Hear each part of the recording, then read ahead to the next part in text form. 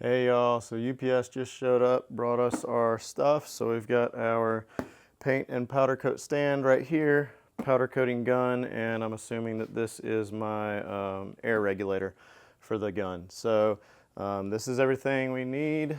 So I'm gonna get everything unboxed and then we'll get started. All right, so we've got our powder coating stand here. So we'll get that opened up.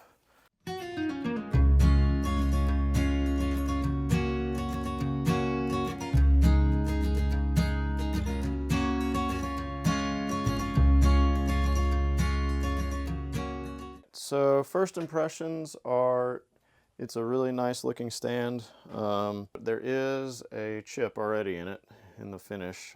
It's kind of janked up right there. How well you can see it. Yeah, there you go. So it's got a pretty large chunk taken out of it there. But honestly, it's just a powder coating stand. It's going to get covered with powder coat. And I mean, obviously that can be cleaned off pretty easily with a blowgun, but I'm not too concerned about it. So let's go ahead and get this thing assembled and get it set aside, and we'll get these other things opened up.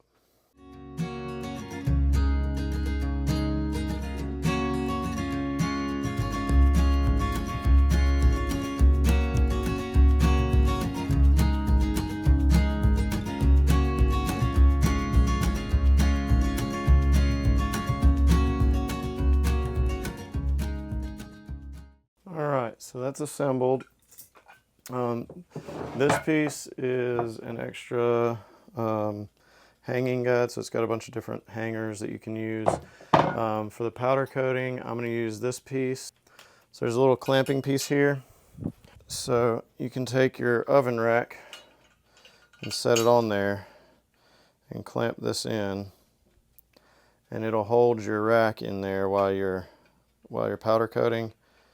This one's actually not super tight, but anyway. So it'll hold it there while you're applying your powder, and then you can just take this straight off of here, loosen it up, take it off, and you can take it over to your oven and slide it in there. You don't ever have to worry about touching your powder coated pieces. So let's go ahead and get the other things unboxed.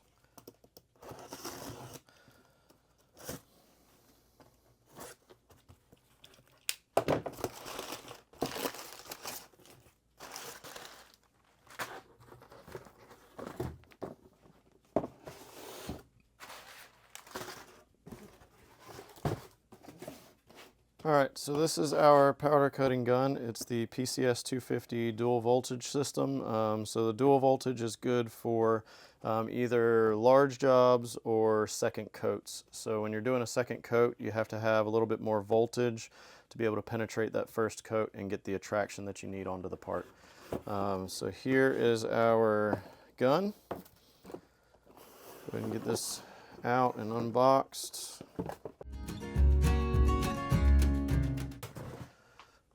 So how this works, obviously plug it into the wall, and then you've got your ground clamp that will go on your part. Get this stuff untangled here. So you've got your gun that you're going to fill with your powder, and then it's got this charge on it. So fill your powder, you've got your ground clamp. This will go on the part or on a cable attached to the part if you're hanging it or something like that. And then this is your activation button. So when you get it plugged in, you got it on your low voltage setting for your first coat. Then what you're going to do is hold the button. That's going to start the charge, and then you'll start using your gun to blow the powder onto the part. And then if you're doing a second coat, you just flip the switch to high voltage and do that after you bake the first coat. Alright, so let's get our last thing opened up here. This last one is going to be the air pressure regulator for the gun. So you want an inline pressure regulator that's going to go right at the end of your air hose before it goes into your gun. And this will let us regulate the air pressure right at the gun down. You usually want it about 5 to 10 psi. So you'll just be able to turn this knob and regulate that pressure. So I got to figure out, this must have a lock on it. There it is. All right. So it's got a little lock on it, so you'll just dial your pressure up, set it where you want it, and then lock it down. If you have too much pressure on these things, it doesn't work well at all. So 5 to 10 psi is all you need. All right, y'all, so I'm gonna go ahead and clean this off with some acetone.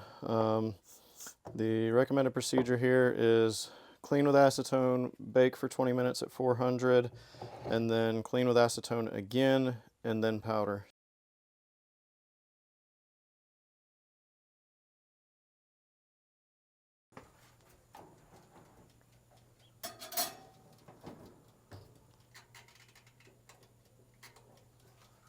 All right, so we'll leave that going, and we'll see you guys in 20 minutes. Okay, y'all, so the instructions for this say to fill the canister at least 2 inches full, but not more than half. So that's what we're gonna do. This is the powder that I'm using. This is Eastwood powder. It is jet black, high gloss.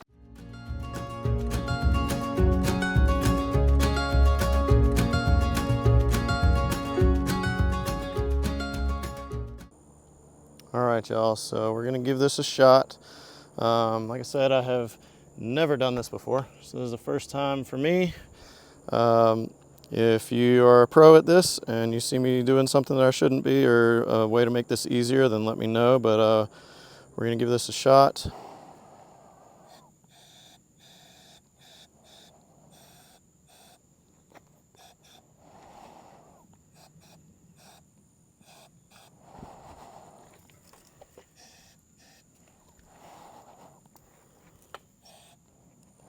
So this does come with a deflector for the front of this, but they say if you're doing small parts like this, it tends to work better without it.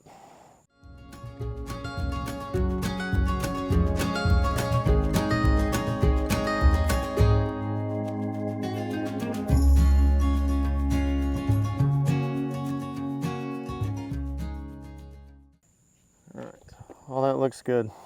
So we will put it in the oven. All right, so I've got the rack here. I'm taking the foil off. So they tell you to wrap the edges of this oven rack in foil so that you don't get any powder on it, because over time that buildup of powder will keep it from sliding in and out of the oven easily. All right, perfect. So turn the oven on 400, do both elements, fan on, and 20 minutes. All right, so we will we'll let that bake for 20 minutes and we'll come take a look.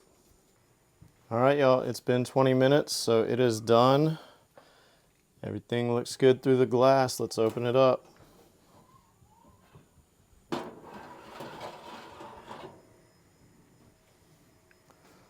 Man, that thing looks awesome. All right, y'all, so here is our finished part ready for use. Let's see if I can get a little bit better angle on it for you. All right, look at that. That looks awesome. The finish on it looks awesome. The actual part, you know, obviously I kind of screwed up on the welding, so that part's not great. But the powder itself looks fantastic. We've got one little spot right where the wire was that I was trying to get coated a little bit better. It looks like it's a little bit thin there. Let's see if I can get a good picture of it. Yeah, you can kind of see it right there. Right here on this little section, it looks like it's a little thin. So I'll have to figure out maybe a little bit better way to access that. I kept blowing powder at it, but it just, I think because the ground wire was there, it was kind of attracting to that instead of the actual part. But overall, I think it looks great. I'll have to figure out something, maybe do a little bit more research on how to do that.